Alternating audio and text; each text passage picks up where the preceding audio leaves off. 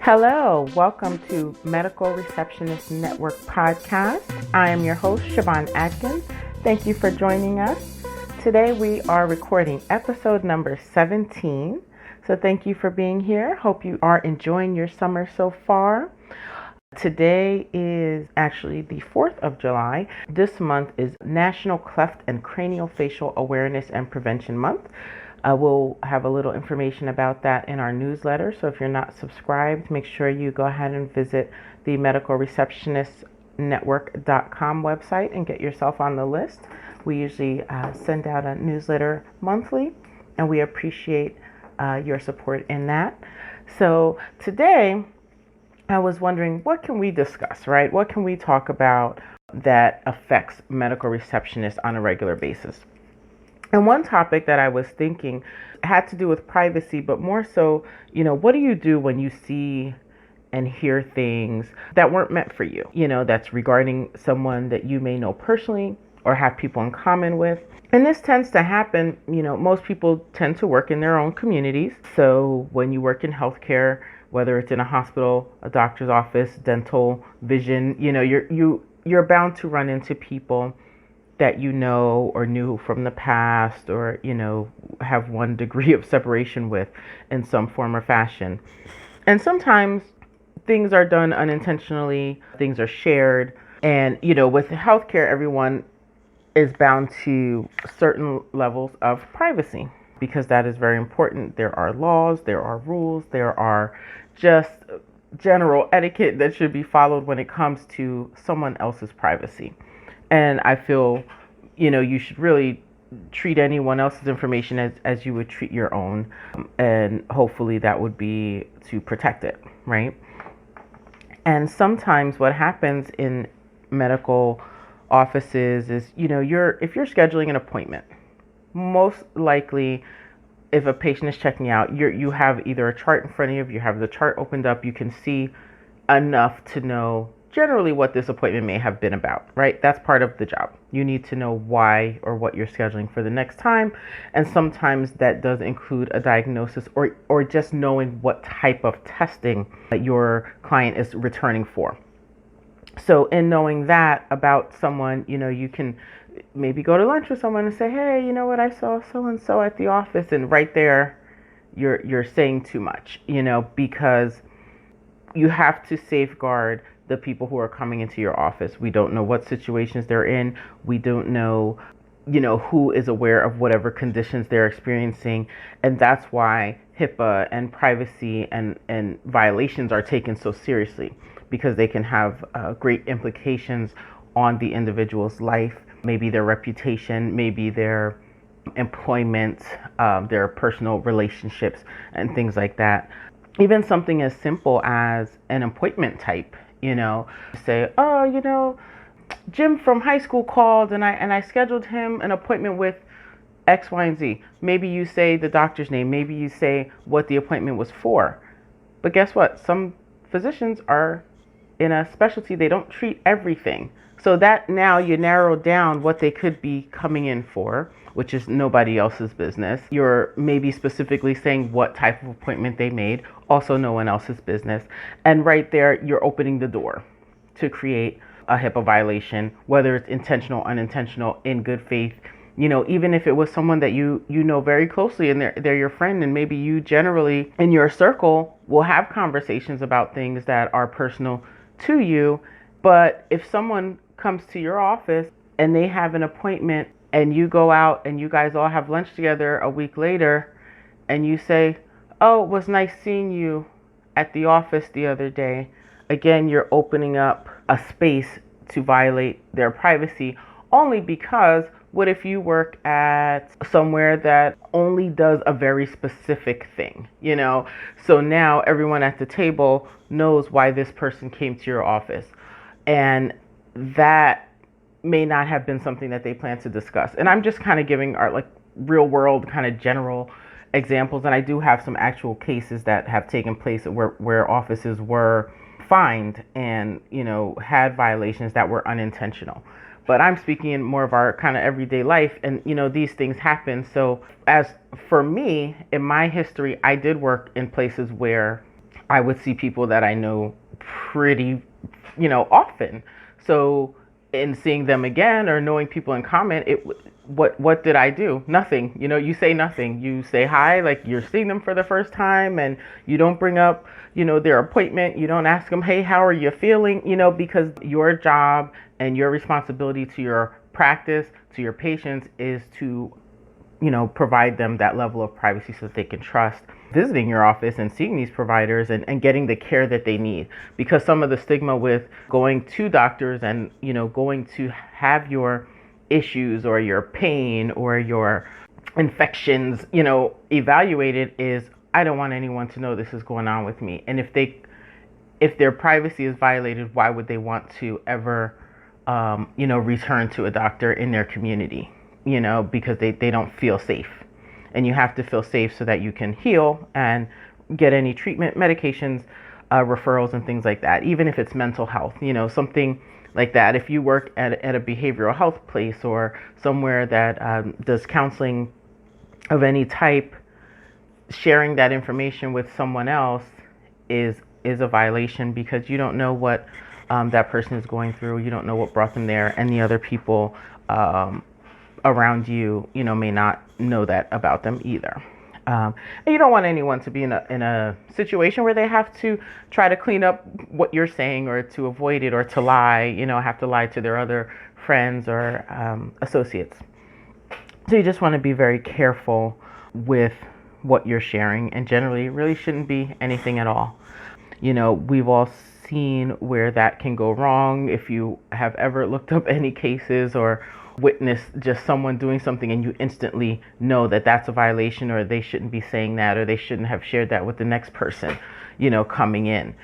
It's bad enough you may be sitting in the waiting room with your neighbor, and you both know what type of practice you're in and what you could be there for. It's not always, oh, I'm here for my physical. There may be many other things going on, with people, and assumptions to be made. So you just want to make sure at least you're doing your part and protecting their privacy, whether it's with the items that you have on your desk, if you have their registration forms, if you have their health history that they just filled out for the doctor, and that you're keeping all of those things protected for your patients. And even when the patient is not a stranger, you kind of should treat them that way, and don't allow them to feel discomfort in being in your practice. And oh my goodness, they leave and it's like, oh man, I saw Cheryl.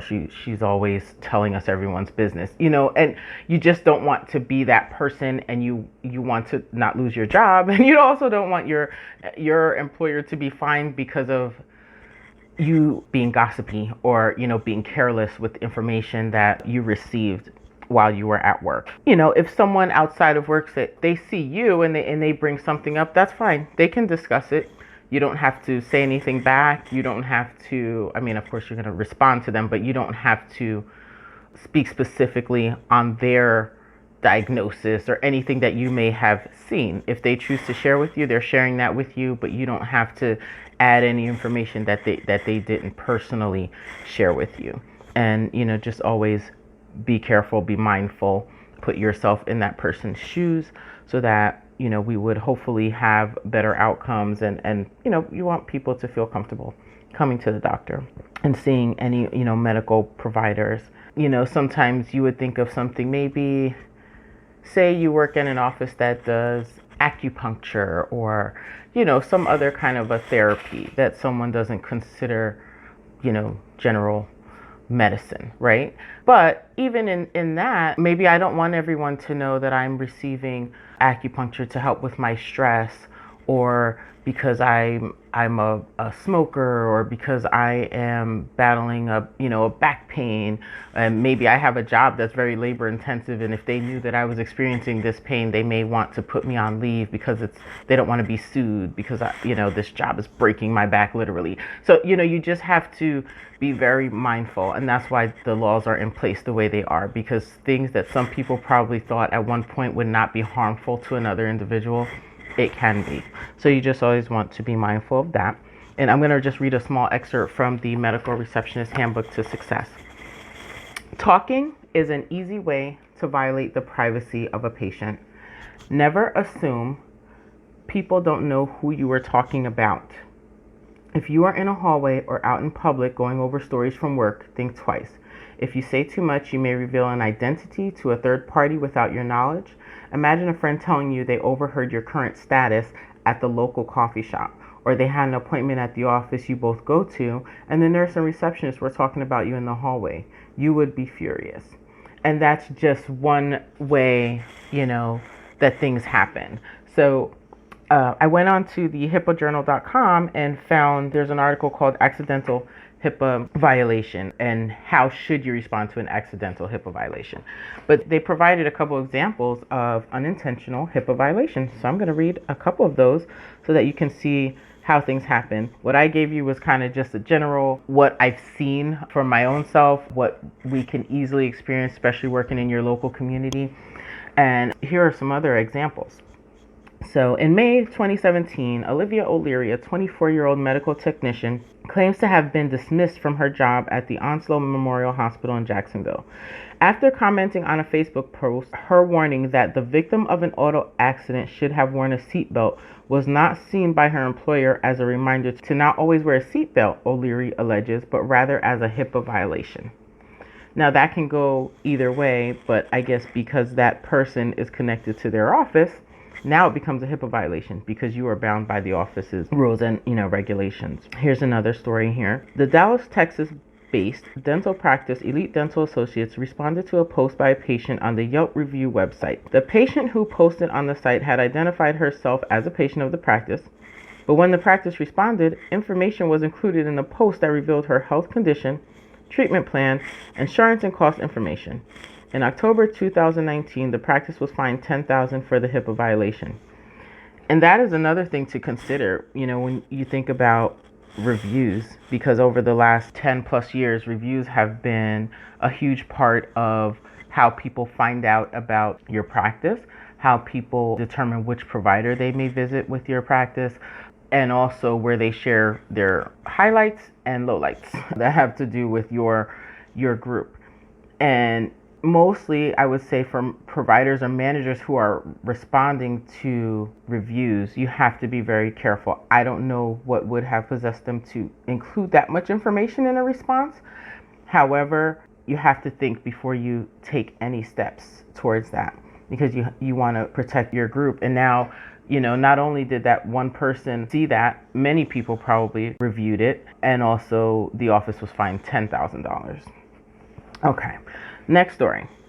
If an intern requires access to systems containing protected health information and a colleague allows their own credentials to be used, the intern can get the information they need to complete their work task. However, the sharing of login credentials is not permitted by HIPAA, as it makes it impossible to track information system activity accurately. The sharing of login credentials contributed to a $202,400 financial penalty for the city of New Haven in Connecticut. So sharing of password and credentials comes up quite a bit. And the reason is sometimes people are hired to do a job that requires some information from the system, right? Not enough to where someone would have in the past especially thought that this person needed to have their own login. It's like, oh, you need to download this report? Sure, here's my login, and that it didn't even seem like something to be concerned about. But now all of you know, especially in 2021, how huge of a deal that is. You're literally giving someone access to your entire practice, basically, who doesn't have the authority to do so. They could do anything and you wouldn't be able to track it. And now it may even come up under your name or your colleague's name. And unless you were not in the office or, away or had like a great alibi, it looks like, now you've done this thing that was a violation, just maybe by something they opened or something that they reviewed, something they downloaded, something they could have printed and taken home with them, something they could have shared with another group about your practice, or something specific to a patient with someone that they may know in common. So you have to be very careful with having logins or credentials being used for people who are, whether it's an intern or someone who has a job that doesn't need full access. And a lot of the systems that we use now, they provide different levels of access. So perhaps someone just needs to see patient demographics, but they don't need to see the chart or the medical record aspect of things. They just need to see the address, or they just need to see the phone number and things like that. So there are different levels of access, and it's better off you take the time to create a login for all the people who are working with your group, as opposed to just sharing or having any shared credentials. Okay, so here's another. The HIPAA right of access provisions of the HIPAA privacy rule gives patients the right to obtain a copy of their health information. This is an exception to this right concerning psychotherapy notes, which should not be provided. Riverside Psychiatric Medical Group received such a request from a patient and did not provide a copy of the requested records. Not providing a psychotherapy note doesn't violate HIPAA, but failing to respond to the request and notify the patient why the records are not being provided does. In such cases, records can be provided minus the psychotherapy notes.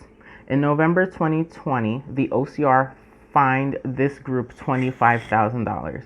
And that's another issue, in knowing the rules of medical records. If you have ever had the responsibility of releasing medical records, you probably have a list of the time frame, when you have to respond to a patient, how soon those records should be in the mail, and that's extremely important. If someone sends a request and you just ignore it, that can cost you $25,000. So knowing the importance of your task, especially if you're someone who deals with medical records, whether it's in a medical or psychiatric type of situation, you should know all the rules behind requests and how long you have to honor those requests, because that is extremely important and can cost the group a lot of money if not handled accordingly.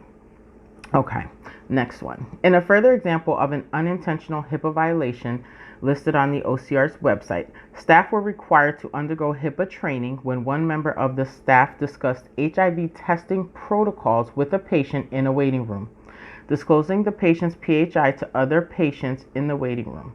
After the OCR investigation, computer monitors were also repositioned to prevent the accidental disclosure of PHI.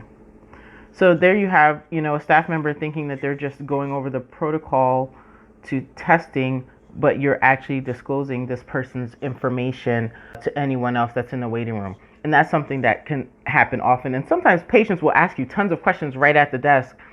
And when you feel that it's going into something where you have to directly address their diagnosis, their reason for being there, then sometimes it's okay to pull people aside.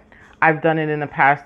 Let's go over here and talk about this. And you have to be aware when that's happening, because while they might be not intentionally requesting their information to be shared, you as the front desk person, medical receptionist, medical secretary, whatever your position is, you're at the front desk. You know that there are other people around that shouldn't be listening to this or experiencing this conversation with you, and you have to take control of that just to protect your practice and to protect the patient's privacy. So I think those are all interesting examples of what can happen. These are real cases. People have to pay real fines. People do get fired. People do lose licenses and things like that because of HIPAA violations. So you just always want to be extremely careful with how you share information. Treat it as if it was yourself or one of your family members, and just keep it quiet. And it's not always necessary to run and share something that you experience. When you're at work, you're at work. When you're living your personal life, you're living your personal life, but your work requires you to protect the patients and their privacy, their health information, and we would hope that anywhere you go as a patient, they're doing the same for you. So that was pretty much our topic for today. I appreciate you all for listening. Please check out medicalreceptionistnetwork.com. This month we do have our course and book on a promotional sale for a few more weeks, and that's medicalreceptionistnetwork.com. You can also find the link to pro trainings where you can get discounted CPR courses and other even HIPAA courses on their website. They have great classes that you can do right online, and the videos are awesome. They're very informative. You'll feel very like you took a good class, like you learned something. So I do recommend them. And if you need a good planner, there's a link on our website also, and will be also in the podcast notes. If you want a good planner for the rest of this year and into next year, go ahead and check out the LOA planners. And if you have any questions for me, feel free to email us at info@medicalreceptionistnetwork.com. Subscribe to our podcast, subscribe to our newsletter, and we'll see you back soon for another episode of the Medical Receptionist Network podcast. Have a wonderful day. Thank you.